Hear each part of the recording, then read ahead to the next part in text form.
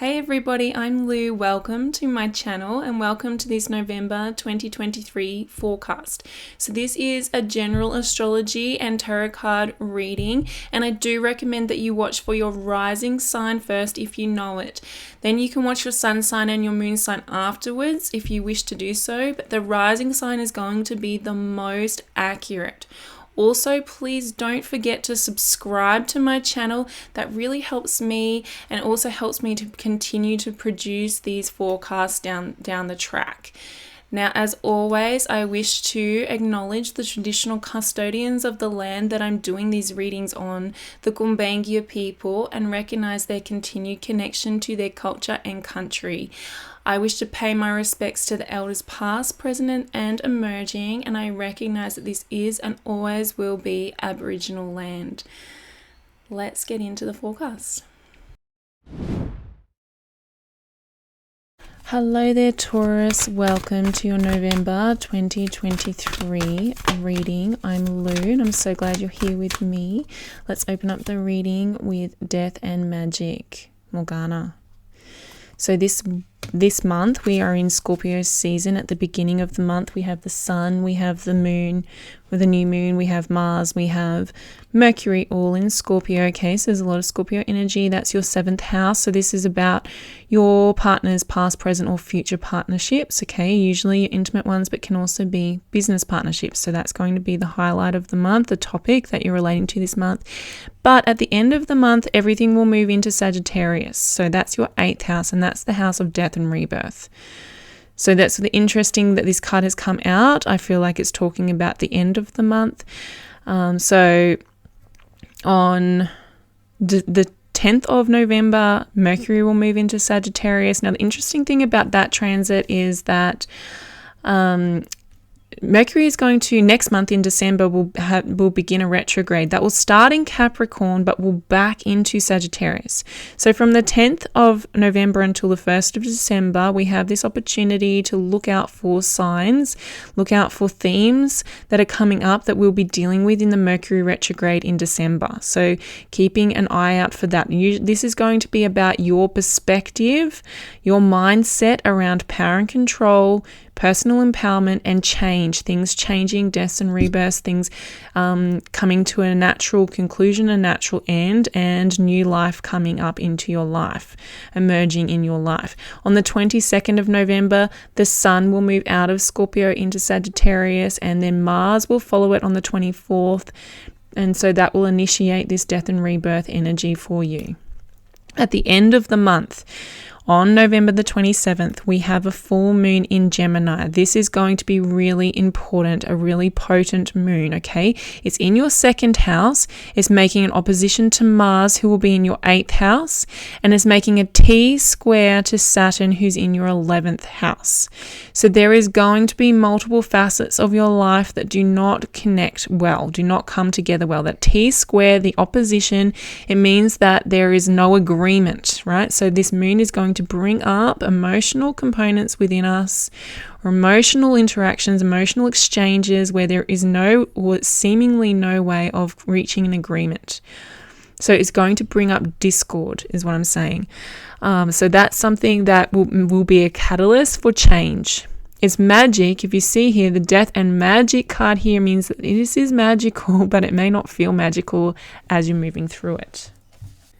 Chances are that you will need to let a certain part of your life die. Like there's this transition that's happening, and there will be a need to let go of and surrender certain areas of your life that are moving out in order for you to make space for and open up to embracing the new. That will probably happen around that full moon. Now, the other moon that we have is the new moon in Scorpio on the 13th of November. Okay, that's in your 7th house. Like I said, that's about your partnerships. And that new moon, again, is going to be a major catalyst for change. It is making a conjunction with Mars. So there's going to be a lot of passion or anger. And it's also making an opposition to Uranus, which is in your sign. So it's opposing all this change, making energy that you've been bringing to this world, okay? So it may really challenge you and your persona. and the person you are, your identity, okay, Taurus? So that new moon, again, is a catalyst for change. So new things coming out. So you're coming into the reading as the King of Coins. I love that for you, Taurus. It means you are coming into this month, into November, with a solid sense of self. Really solid in who you are, really solid in your worth, really solid in where you're going, what direction you're heading in, and what you can achieve. So I like that with this conflicting energy of the moons, with this conflicting energy of this death and rebirth and the 8th house being lit up at the end of the month, okay? Through the turmoil, you are super centered. King of Coins and 9 of Coins here, you're super, super centered in yourself. So you're coming at it from a place of being self-generative, being self-partnered, okay? Which is great when we have a lot of 7th house activity like we do at the beginning of the month through Scorpio season. That 7th house being really lit up is really can draw us away from our center, draw us away from ourselves as it highlights our relationships with others. So oftentimes we can get pulled into those other people's worlds and lose ourselves through those sort of experiences, okay? But these cards are telling you that you are really centered in who you are, and that's the best way to generate the life that you want to generate. So it's really good. If you're not feeling like that, that's something to work on. This 9 of Coins is in the position is what the universe needs from you, okay? The universe needs you to be working on that, being self-generative, being independent, okay? Being self-sufficient, being generating your own self-worth, knowing your own worth. So anything that comes up, any obstacles or conflicts that come up, you are following your sense of worth and value. Okay, you're demanding that other people meet that value as well, that other people recognize that value, and that your experiences are being a reflection of your worthiness and of your value. Now, the environment is giving you an Ace of Cups here. So with this 7th house activity, if you are single, this Ace of Cups could be a new relationship coming in. I like that for you, okay? Because of the 7th house activation, it means that that relationship could be serious, like a committed one. So we do have Venus has been through your 5th house recently in Virgo, okay? So that may have brought in a new romance, a new fling in the recent past. She will move into your 6th house on the 8th of November into Libra, into rulership. So then your 8th house activities are going to become important after the 8th, but she may have initiated something that now Scorpio season is continuing, is making more is turning into more of a commitment, a serious commitment with this Ace of Cups. So it may have been just delightful romance, and now it's starting to turn into love, Ace of Cups. Now, if you're already in a relationship, you can apply that to your relationships, going deeper with your partner. It's a really good idea with Mars through the 7th, throughout the first 3 weeks until the 24th, to engage in those connections through passion. You know, Mars can bring, sexual energy, drive, passion, all of that. Okay, so really tapping into that, utilizing that to amplify your relationships. And if you're single and there isn't another person involved in this is about connecting with yourself. Okay, opening your heart space. There's going to be an opportunity to follow your heart this month, Taurus, and I think that is going to be easy for you to do because of this sense of self that you're coming into this month with. When we feel certain of ourselves and sure of ourselves like this energy, right, it's easier to follow our heart. We doubt it less. And we've got the Knight of Cups, yes. So following your heart. The Knight of Cups is always this encouragement to follow your heart. Follow what your heart is telling you. Follow its lead. Don't allow your mind to interject fear, which I don't think is going to happen anyway. So I think this is really beautiful that you're following your heart. You can trust your heart at this time to lead you into the next phase or lead you to the next opportunity or whatever it is you're engaging in. It could even be work. It doesn't have to be a relationship, but following your heart, you can trust that because of the space that you're in at the moment, where you are really self-partnering and self-generating. It's really beautiful. And so you know that you've got your own back, that you're creating, you're manifesting from a really solid place. So anything that your heart is calling you towards is going to be beneficial, is going to be supportive. Now we do have the Five of Swords that's come out, so a little bit of tricky energy, and like I said, there is a lot of conflict in those moons. So being aware of that, okay, that this may be that new moon on the 13th in Scorpio. There may be a clash with a partner, with somebody else, another significant person in your life. There may be a clash, or maybe this is an internal clash. Five of Swords generally is an internal conflict, okay? It's something within. It's like trying to fight a battle, but then you're losing the war. So be careful about your triggers, really, is what I'm trying to say. Yeah, so that if you're feeling triggered at all, especially during the moon periods, okay, so in the middle of the month and at the end of the month, if there's triggers coming up for you, just being aware of them. I don't think that this is going to be too big of an issue. It's just something that may be the catalyst for this shift, for this change, maybe changing. The death and rebirth energy can trigger some past, or some ingrained fears around your own self-sufficiency, your own abilities, okay? Maybe you self-sabotage a little bit. If that's something that has happened for you in the past, know, Taurus, that you're not the same person that you used to be. You've been through so much with all the astrology in the last few years, especially this year. You have grown into a brand new person. So this could just be a little bit of residual doubt. That's what I'm hearing for you. It's only just doubt. Okay, so if doubt's coming up for you this month, is follow your heart. I'm telling you, you can trust your heart.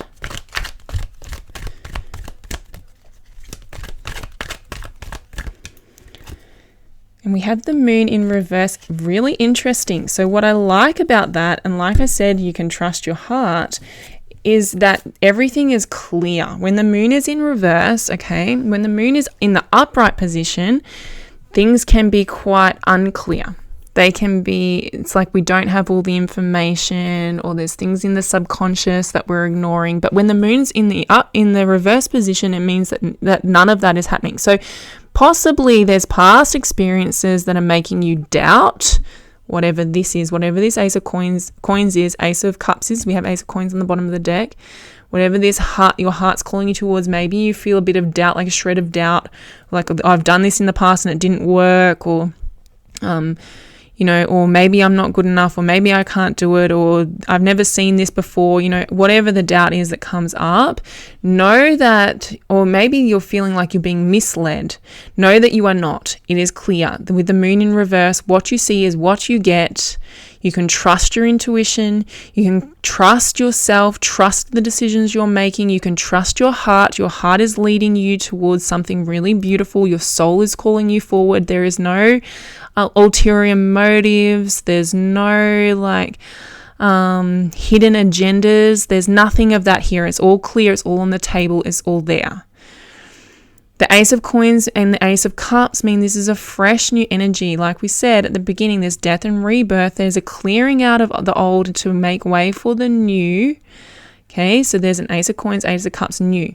That could be two new things, or it could be one new thing that is going to be really emotionally and physically fulfilling, materialistically fulfilling. So it's going to bring you a lot of security, and emotionally and physically, okay?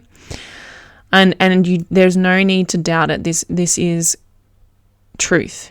This is truth. What you are seeing and what you are feeling is true.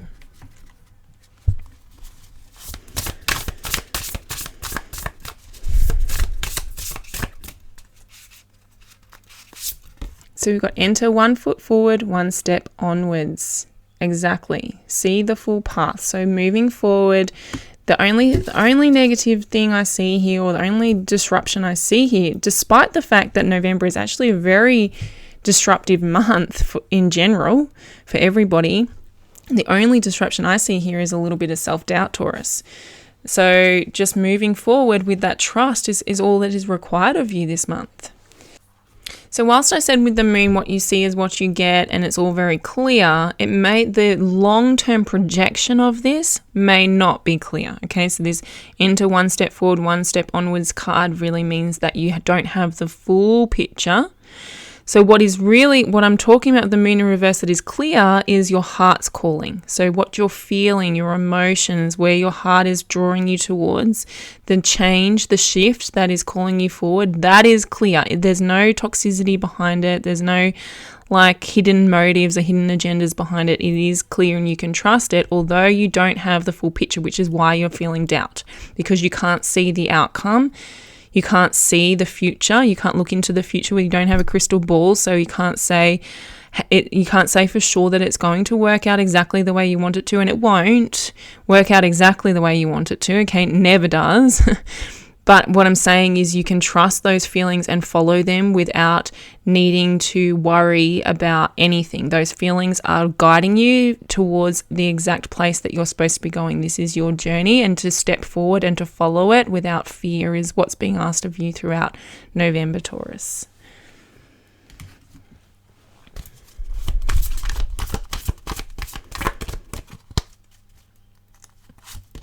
And we have surrender to wonder and awe.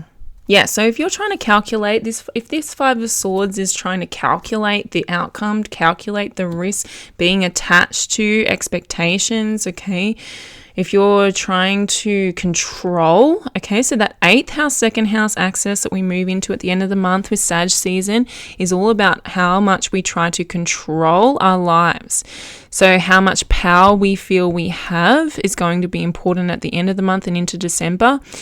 But yeah, so when we are doubting, when we are worrying, when we step into fear, when we hold ourselves back, it's because we're trying to control the outcome. We're trying to make sure that the outcome is going to be what we want. We need certainty. We're feeling uncertain. We need certainty. So if you're feeling that way, the cards are telling you can trust in the experience, trust in your guides, trust in your intuition, and just surrender into awe and wonder. Open up to the magic of every moment and the sense of awe and wonder in all of life. This attitude will keep you connected to the ecstasy of flow. So we're in this flow space. You're in this flow state between two different worlds at this time. You're moving towards a new reality for yourself. And you have been for a long time, really, Taurus, but this month particularly. And just instead of trying to control it, instead of trying to predict it, instead of trying to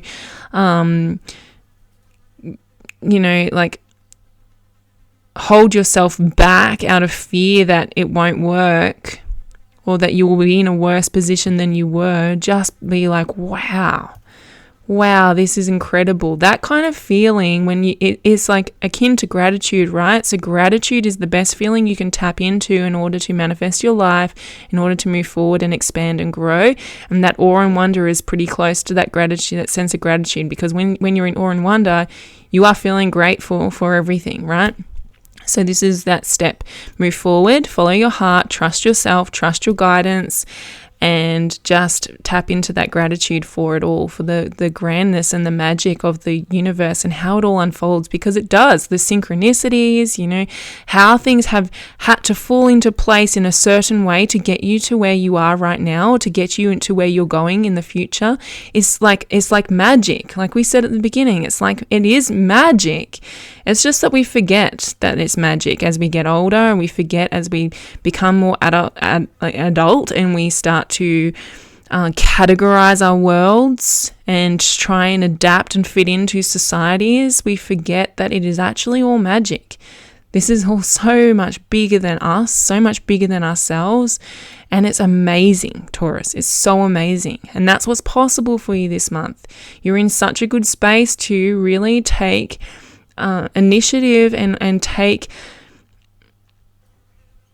this to the next level so powerfully. Okay, so you've aligned yourself, you've worked on yourself, you're there. There's just this step, moving into that step forward with that awe and wonder and gratitude in following your heart space.